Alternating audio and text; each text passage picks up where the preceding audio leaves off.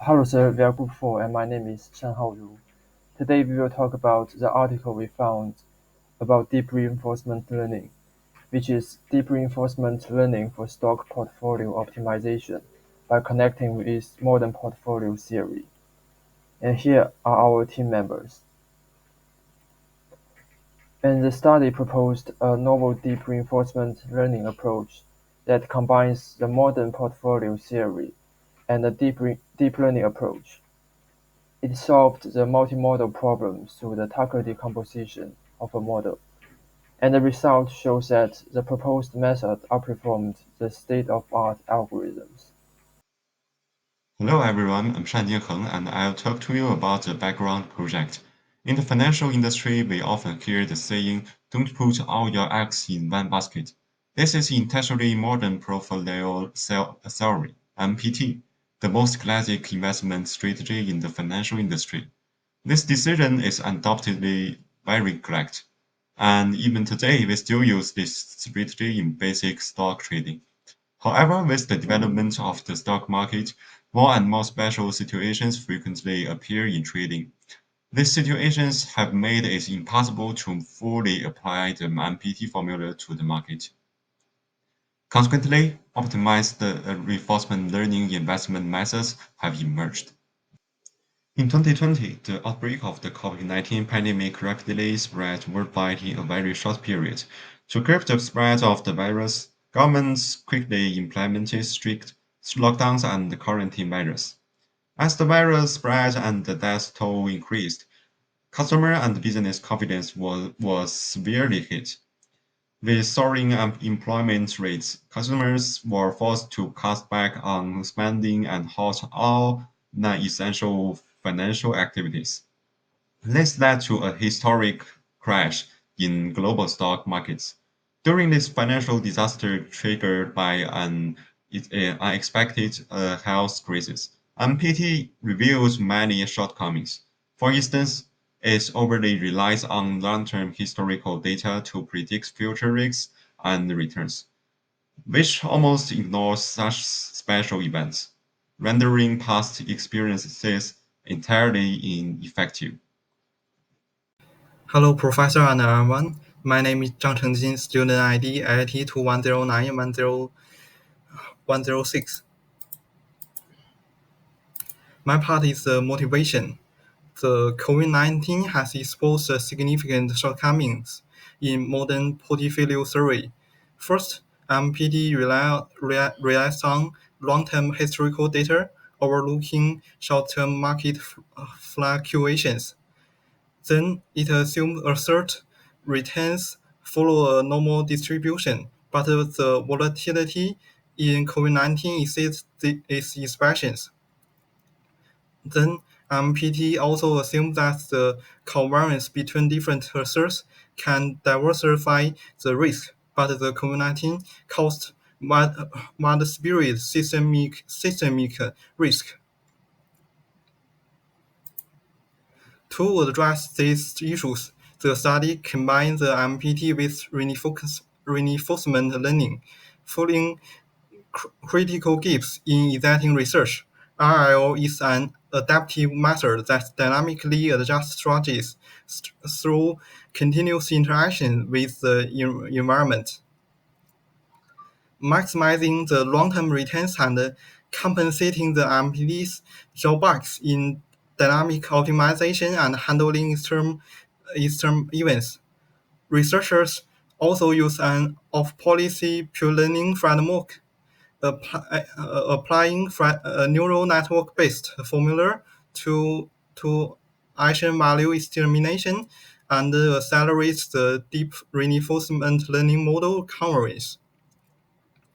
Next, we pass the microphone to Zhou Ziyang, our team member. Hello, sir. I am Zhou Ziang, and my student ID is AIT2109110. I will show you the parts of challenges and data site. First, let's move to the first part, challenges. During the process of developing this model, researchers have faced so many challenges. Here are the three major challenges. The first one is missing data in data selection. The data was downloaded from this software called Bloomberg Berg. However, some data are missing for stock. The researchers use a method called backfill method to deal with this problem. This method means use the most recent available data from previous states to fill with those empty values. And by this method, they successfully solve this problem. And the second challenge is the challenges of combination. It is so hard to combine the deep reinforcement learning with the modern profile theory. However, the researchers make such an effort to and successfully solve this problem. We will talk about this part in detail in methodology part. And the last challenges is the dimensionality and covariance matrix compatibility. This means the input of reinforcement learning is the price filter, which are challenging to use simultaneously. And the covariant matrix and the dimensionality do not match. To fill this problem, the researcher proposed a novel approach that built a bridge between modern profile series and reinforcement learning. Okay, let's move to the next part, dataset. The dataset includes 29 stocks and includes daily opening, daily closing, highest and lowest price, these four parts. And the researchers used the older data from the first day of 2008 to the last day of 2016 to train, and use the newer data, which is from the first day of 2017 to the last day of 2019 to test. This is how they use those data sets. Thank you. That's all of my part.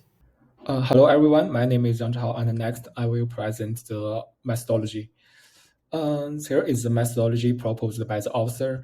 First, collect data from Bloomberg, and during data processing, technical indicators and correlation metrics of assets are obtained, and a deep reinforcement learning model is then trained to maximize the reward. Specifically, it is a revised deep determinist policy gradient model. Technical indicators including moving average, relative strength index, and moving average convergence divergence are used to analyze market trends from different perspectives.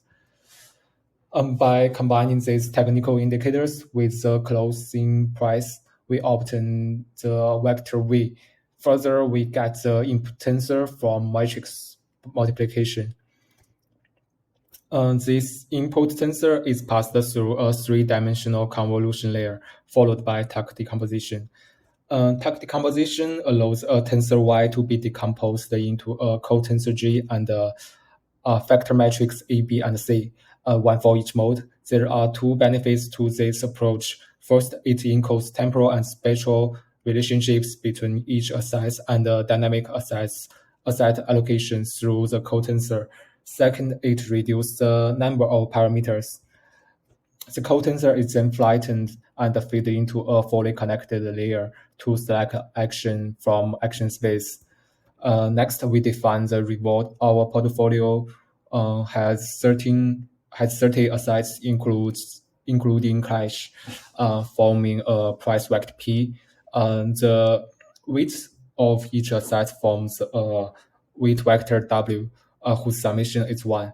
Therefore, the portfolio value at time t can be defined as the inner product of the price vector P and the weight vector W.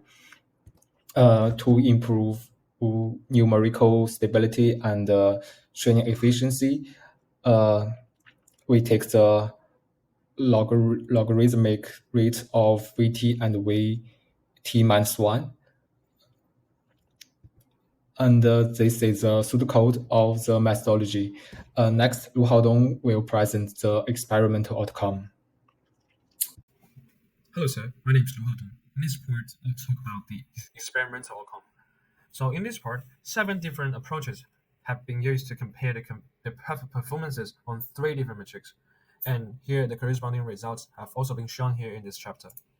And for the first part, we talk about the three matrices, which are Sharpe ratio, maximum drawdown, and also final accumulative portfolio value.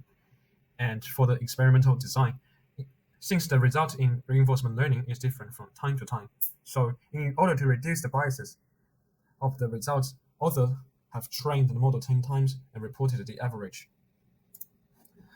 And here we have the performance comparison of different algorithms. Among the three metrics, when Sharpe ratio and FAPV higher, the performance is better. And for MDD, the lower the value is, the better the performance is. So here we can see that proposed methods have shown the best performance among three metrics. So it's obvious that the performance of proposed method outperforms all other algorithms. And the value for the three metrics are 2.0 for SR, 8.3 for MDD, and 1.93 for FAPV. And here we have the comparison of the result distribution. First of all, we have a Sharpe ratio. And you can see that from the graph. The lower bound of proposed method is almost equivalent to the upper bound of other algorithms.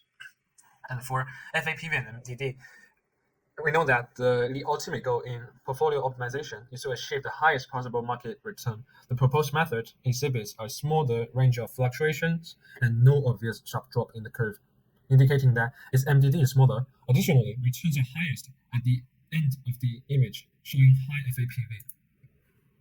And here is the analysis of weight changes. The weight distribution of the proposed method is not identical at the beginning of the test period, but is adjusted according to market trends. And proposed approach that do not only holding cash in a bear market, but also actively building a portfolio. Here we have robustness check. And as you can see from the first graph, proposed method has the best performance in SR during the period of the January of 2017 to June of 2018. And for the rest of periods, proposed method has the highest FAPV. We check the result by technical indicators. Using more technical indicators, such as MACD and RSI, can further improve model performance. And when you see the figure on the right, you can see that when thinking about the impact of the number of days considered in the correlation calculation on the results, it was concluded that the best performance was obtained using a correlation calculation of 252 days. And last part, we talk about the computation complexity, and we can see that the tensor size is around R1 times R2 times R3 times R4 by using several steps, and the number of parameters has been reduced significantly. Also, the computation complexity has also been reduced significantly. Thank you very much. That's all for my part. And next part, I will talk about the conclusion. This research presents an algorithm connecting modern portfolio theory and deep reinforcement learning. The researchers integrated the correlation matrix and technical analysis into a tensor, and extracted features from this tensor using a 3D convolutional neural network and Tucker decomposition. And a policy network that predicts this feature using a deep neural network and optimizes the portfolio using DDPG was constructed. And there is several practical implications in this study. First, the algorithm dynamically adjusts asset weights according to the market trends, enhancing risk management during the market changes. Besides, by iterating results 10 times and averaging them, the study demonstrates the proposed method's stable performance. And for the academic implications, the study outperforms current algorithms by combining modern portfolio theory with reinforcement learning, and highlighting the relevance of traditional financial approaches. And the study advised a multimodal approach to improve performance, and it opened up various future research directions. However, there is also some limitations about this study. First, the study used DDPG for comparisons, but newer reinforcement learning algorithms may offer better performance.